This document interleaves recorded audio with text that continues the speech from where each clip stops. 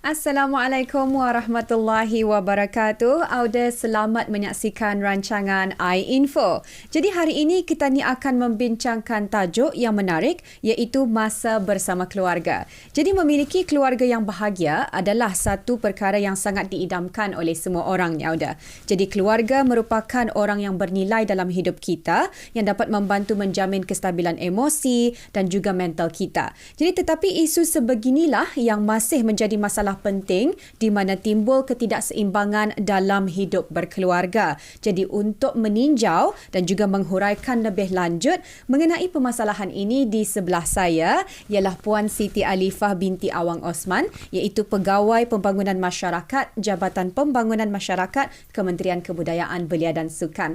Assalamualaikum Puan. Waalaikumsalam warahmatullahi wabarakatuh. Sihat hari ini? Alhamdulillah sihat. Apa kabar Wafa? Alhamdulillah okey jua. Baik Puan, jadi isu permasalahan bersama keluarga ini sering dibangkitkan di sana sini. Di sana kita ni mendengar ada juga yang bermasalah, ada yang di sini ni okey bahagia familinya. Baik, dapat Puan kongsikan yang dimaksudkan dengan pentingnya masa bersama keluarga ni? Okey, terima kasih Wafa di atas soalannya. Okey, meluangkan masa bersama keluarga ni sebenarnya sangat penting. Okey, tetapi ramai di antara kita ni lupa hakikat meluangkan masa ni kerana kita ni terlalu sibuk dengan tugas harian, dengan kerja kita ni dan juga kehidupan peribadi kita ni. Jadi di sana kita ni mudah leka dan indah perasan yang sebenarnya ada orang lain yang memerlukan perhatian dari juga kita ni. Jadi di sini saya ingin mengingatkan masa tu sebenarnya tadi indah perasan berlalu dengan pantas. Kadang-kadang ada masanya when anak kita ni tu memerlukan perhatian dari kita ni, we say, okay, tunggulah ya, sekejap lah ya. Tapi we nak perasan, hari-hari kita ni buat macam tu, kita tangguhkan perhatian kita itu anak-anak. Jadi sudah lama-lama tadi sudah besar anak itu baru tadi perasan. Yang kita ni, rupanya besar sudah anak kuan ya, mestinya damit, macam mana? Okay, you know, so di sana sudah nampak kita itu leka dengan kurang memberikan perhatian kepada anak-anak kita ni itu. Di sini juga saya ingin sentuh satu perkara di mana meluangkan masa sama keluarga ni we have to know quality dan juga quantity. Okey, sebagai contoh macam orang macam tadi duduk-duduk and then mendengar indong kita ni or kita ni as ibu bapa beleter. Cakap kau cuma ni. So anak indah suka. So atu sebenarnya bagi kita ni duduk atau meluangkan masa tu sudah tu tapi beleter. So jadi kalau anak-anak kalau kita ni melakukan perkara yang mereka sukai, tadi duduk sama kanak-kanak dan kalau apa yang tadi buat itu perbaik 15 minit tadi buat, dorang akan merasa ia bermakna dan juga ia terasa dihargai ya. Meluangkan masa ni juga satunya is komunikasi.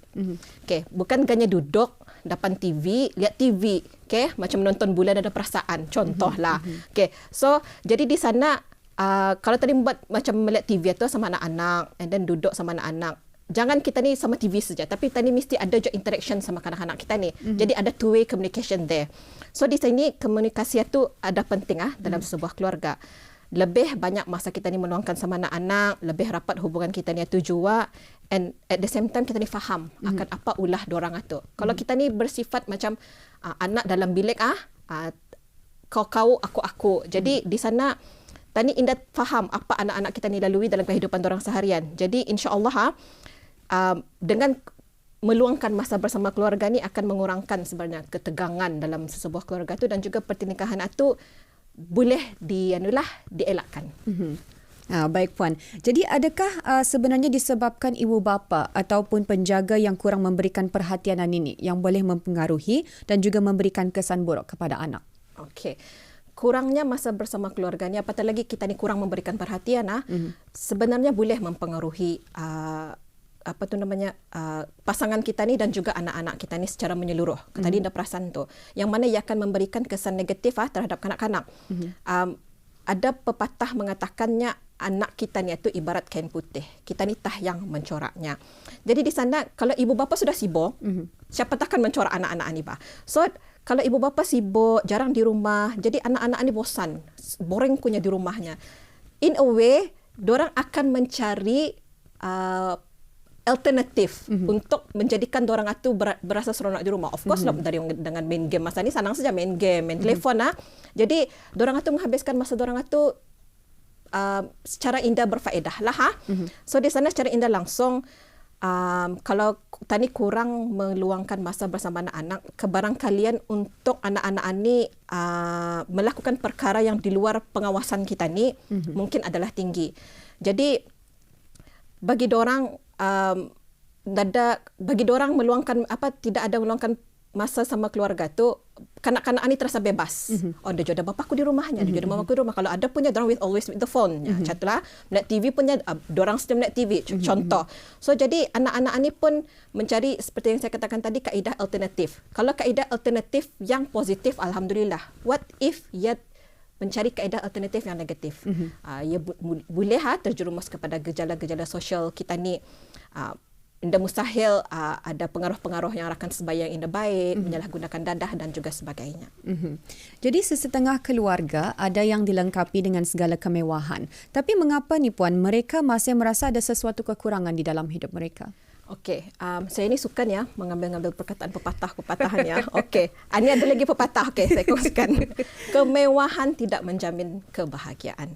Okey, memang tadi akui tuntutan hidup masa ini dengan kos kehidupan yang tinggi menjadi penyebab utama kenapa tania itu menghabiskan masa kita ni seharian itu mencari rezeki, mencari kewangan lah tu dan mengumpulkan in a way kekayaan dan kemewahan. Tapi sebenarnya hakikatnya at the same time tadi tu rasa ngalih.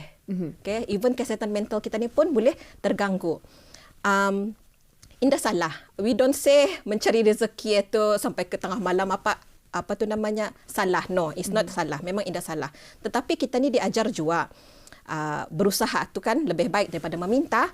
So di sana what I want to say is berpada indah keterlaluan. Paling utama kita ni perlu ada masa untuk diri sendiri juga menikmati kehidupan kita ni.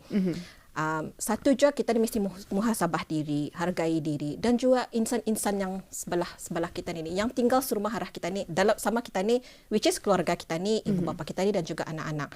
Jadi dengan menghargai dan muhasabah diri itu kita ni mula belajar erti kebahagiaan.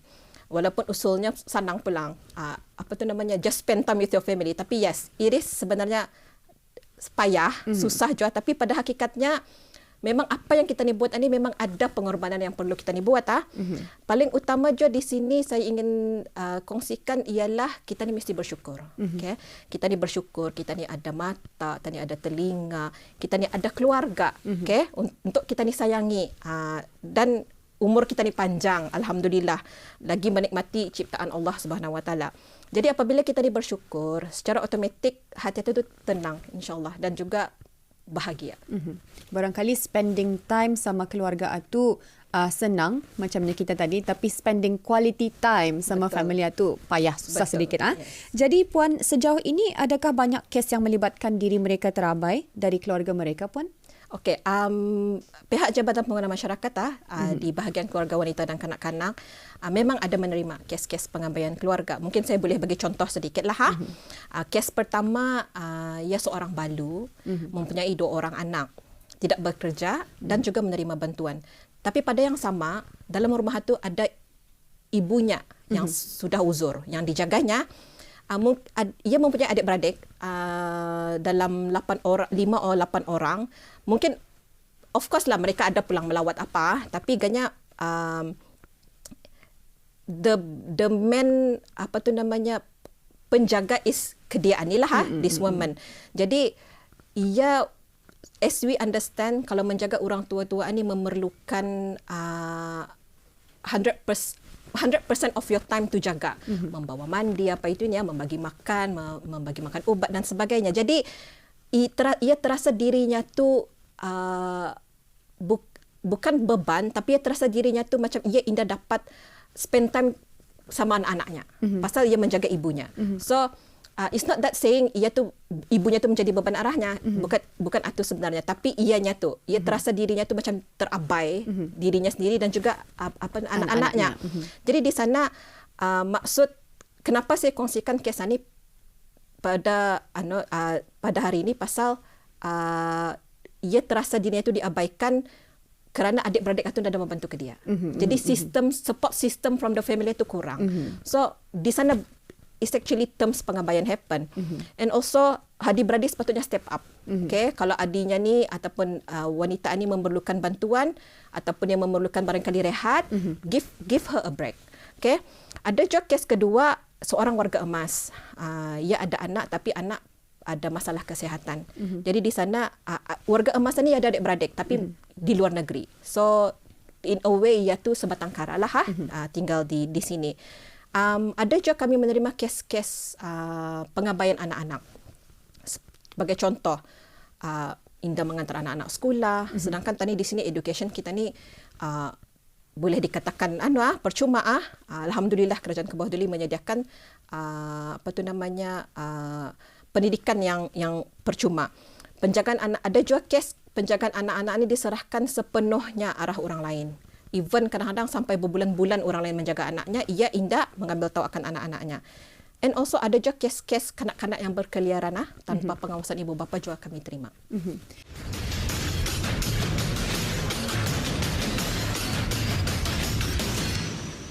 Baik, jadinya mengapa ketua keluarga atau penjaga mereka masih merasa sudah cukup tu Puan untuk memberikan kasih sayang dan masa bersama anak-anak, warga emas ataupun siapapun yang di bawah tanggungan mereka. Tapi masa yang diluangkan itu, dorang rasa Indah mencukupi. Bukan seperti yang di bawah orang bawah tanggungannya ni yang dorang harapkan macam tu bah. Jadi masa bersama keluarga bagaimana sebenarnya yang dorang mahukan? Okey. Masa bersama keluarga ni, as we know, tadi mesti ada give and take. Okay? Cabaran dan juga of course pengorbanan terutama sekali apabila ibu bapanya itu bekerja. Jadi bagi some parents memberikan kasih sayang itu is memberikan kemewahan arah anak-anak dan juga ibu bapa. Penjagaan warga emas atau indongnya diserahkan kepada pembantu rumah. Tapi sebenarnya memberikan perhatian itu sebenarnya penting, bukannya kemewahan. Okay. Meluangkan masa bersama keluarga, Indah semestinya keluar negeri. Okay? Walau bagaimanapun, we will not keluar negeri hari-hari, we will not keluar negeri setiap bulan, we will not keluar negeri setiap minggu. Ganya, alhamdulillah kalau ada orang berkemampuan, it's a bonus. Jadi bagaimana, tadi harus fikirkan bagaimana orang yang Indah mampu, kurang berkemampuan untuk keluar negeri. Hakikatnya meluangkan masa ni, as I said tadi, simple. Even makan bersama, duduk sama-sama, menonton TV pun actually a quality time with family. Memberikan perhatian arah anak-anak kita ni, on juga arah indong kita ni. Sebagai contoh, tadi ada Wafa mention kanak-kanak ni suka main gadgets atau main game. Maksudnya game lah, video games. Okay. So kita ni sebagai ibu bapa, find a way untuk mengambil peranan yang kanak-kanak suka ni bah. So mengambil peranan terhadap perkara yang anak-anak kita ni suka. Indah salah je tadi duduk ikut main game walaupun Indah pandai. Diam-diam sejalan Indah pandai tu. So and why not tadi tanyakan anak kita ni, Lai, ajar mama, ajar babah to play game. Dengan they will definitely say yes and it will create excited arah dorang. Pasalnya bapa dah pandainya bah aku ajar. You know, something that they will be very happy to teach you to play a game. Okey, jadi Puan, adakah juga ramai anak-anak yang rosak akhlak? Ada hubung kaitnya atau berpunca daripada sikap orang tua sebenarnya yang kurang memberikan perhatian kepada dorang ataupun kurang meluangkan masa bersama mereka? Okay. Macam ada jua tadi apabila kita ni tu ibu bapa setentunya kurang memberikan perhatian atau kurang meluangkan masa bersama anak-anak. Anak-anak ni akan mencari perhatian dari orang lain, akan mencari apa saja aktiviti yang orang menganukan boleh menarik perhatian. Yes, menarik perhatiannya and also menghilangkan rasa bosannya. Jadi they will not cari kita ni. Pasal kita ni still spend time with them, then how can we expect them to cari kita ni? They will cari definitely kawan-kawannya yang faham akan perasaannya. Oh mungkin main game itu kadang-kadang if kita ni in the realize ada tu yang berjalan-jalan mengagak ke sana bercakap tu. So they will spend time yang macam itu. So memang diakui lah teknologi, we cannot run away from technology masa ni. We have to live with technologies. Jadi apa yang perlu saya nasihatkan terutama sekali arah ibu bapa, kalau kita ni Indah memantau, memang they can go jauh terjerumus kepada benda-benda yang indah, orang indah bagus lah, gejala sosial apa tu. Jadi kita ni mesti hati-hati. Walau macam mana pun kita ni mesti luangkan masa pun, kalaupun indah 100%, tani mesti tanya apa anak kita ni buat. Jadi kita ni mungkin indah perasan apa yang tani buat, tani indah meluangkan masa anak-anak tu akan beri kesan anak-anak tani ya. They will kita ni, okay, Indong will definitely cakap sekiranya anak-anaknya tu berbuat perkara yang indah bagus, indah baik, they will definitely say, mana aku ada mengajar anakku buat indah baik tak? You know, but dorang indah mencari, find a way, apa punca kenapa anak itu berbuat demikian. So, jadi di sana terjadi kenapa kita ni indah memantau, that is, ada kesan arah anak-anak kita ni. Barangkali terutamanya anak-anak yang berumur macam mana tu, yang naik remaja. Yang meningkat remaja. Okay? Jadi diorang ni yang kumpulan umur yang memerlukan lebih banyak perhatian daripada ibu bapa. Jadi kalau sekiranya ibu bapa tu pun kurang memberikan perhatian arah anak-anak ni, jadi diorang akan jalan sama kawan-kawan, minta izin kena bagi jalan sama kawan-kawan. Tapi kalau kawan-kawannya tu baik, Alhamdulillah. Kalau kawan-kawannya tu yang bercakap, jangan kau ke sana, jangan kau datang ke sekolah, Munyi sudah mengikut, sekarang masalahnya berbalik semula arah ibu bapa tu sendiri. Betul. Jadi Puan, bagaimana pula dengan peranan ibu bapa tepinya yang masih lagi leka menghadap kerja ataupun mencari kewangan untuk menyara keluarga ni sebenarnya? Okay. Zaman dulu sama sekarang indah sama. Okay? Berubah mengikut peredaran zaman. Masa ni para ibu, biasanya kalau dulu kita ni mungkin mengharapkan ibu kita ni ya di rumah, okay, yang menjaga kita ni sepenuh masa. Tapi masa ni cabarannya is para ibu kebanyakannya sudah bekerja. Kebanyakannya bekerja, dia pun berniaga dari rumah. Memandangkan kos kehidupan kita itu makin tinggi pada masa ni. Jadi di sini ibu bapa tu perlu bijak membahagikan masa. If you pernah mendengar istilah work-life balance. Yes. Keseimbangan antara pekerjaan dan juga kehidupan. In this term will be keluarga kita ni. Jadi kita ni sebagai ibu bapa perlu bijak. Kanak-kanak ni masa ni will always be pintar bertanya. Okay. Kenapanya? Okay. For example-nya, kenapa mama sama babah ni selalu kerajakan? You know? Okay. So di sana tadi mesti bagi answer arah anak kita tu. Jangan orang tani biarkan soalan itu terjawab. Okay. For example, macam anak-anak 6 ke 7 tahun bertanya. Okay. Jadi kita ni mesti terangkan, mesti jawab soalan anak-anak kita itu walau macam mana pun. Tapi of course dengan bahasa-bahasa yang sesuai dengan dorang. Macam contoh, tani explain, okay, mama sama babah kerja. Mun tadi bagi tahu, kalau mama sama babah dah kerja, dah kau makan. They will not definitely dah faham. So jadi bagi tahu mama sama babah kerja, pasal beli makanan, beli buku, bayar sekolah, example, and also beli toys. Okay, so definitely dorang macam, okay, kalau mama sama babah dah kerja, dah dapat beli toys tu. You know, so at least they know why kita ni kerja. Then make a promise with them. Okay, for example, minta maaf, apologize, minta maaf arah anak-anak dah salah. So kita ni minta maaf. Okay, minta maaf mama sama babah, minta maaf Lai. This week kita ni dah dapat jalan. But next week tani jalan. Tani ke mall, tani ke pantai, tani mek wayang. So but mesti dia nulah, ditepatilah janji itu.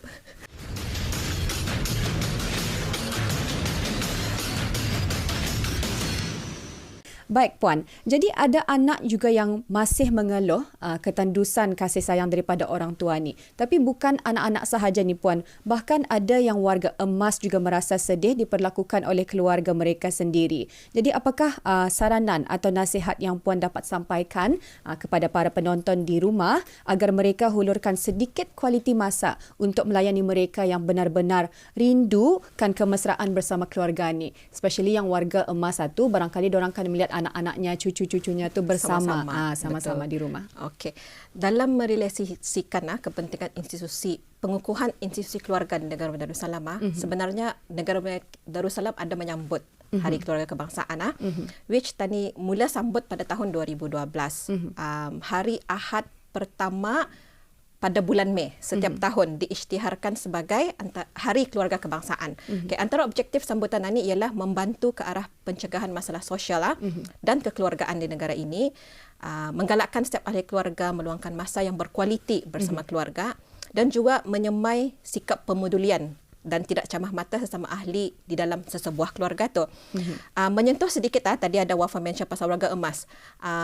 Seperti khutbah Jumaat pada 4 November 2022 yang lalu sempena Hari Antarabangsa Warga Emas yang disambut pada setiap Oktober setiap tahun. Saya petik sedikitlah khutbah Jumaatnya, warga emas tidak sepatutnya dianggap sebagai satu beban dan diabaikan kebajikannya, dan bukan tanggungjawab itu terletak kepada kerajaan sahaja. Okay, malah tanggungjawab itu sebenarnya dari semua pihak, khususnya keluarganya, anak-anaknya. Alhamdulillah, Kementerian Kebudayaan Belia dan Sukan melalui Jabatan Pengguna Masyarakat telah menubuhkan pusat kegiatan warga emas yang mana ia dihasratkan untuk menjadi platform untuk membolehkan warga emas kita ni itu bergiat aktif, terutamanya dalam menyumbang bakti, khidmat bakti yang berterusan kepada negara, yang mana pusat kegiatan ini juga bertujuan sebagai pusat menimba ilmu pengetahuan, mengisi masa lapang, meningkatkan kemahiran dalam pelbagai aktiviti seperti riadah, keagamaan, kesihatan sosial dan juga lain-lain. Okey, sungguh pun pihak kerajaan pada masa ini menyediakan fasiliti-fasiliti seperti tadi ada sambutan Hari Kebangsaan, sambutan Hari Antarabangsa Warga Emas. Kita ni sebagai keluarga jangan jua berharap 100% dan leka tanggungjawab kita ni sebagai anak.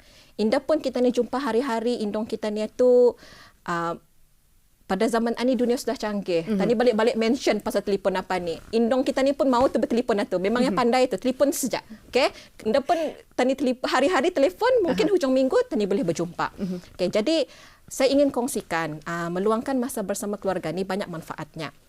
Antaranya ialah satu, ia boleh memperkukuhkan hubungan di antara ahli keluarga kita ni.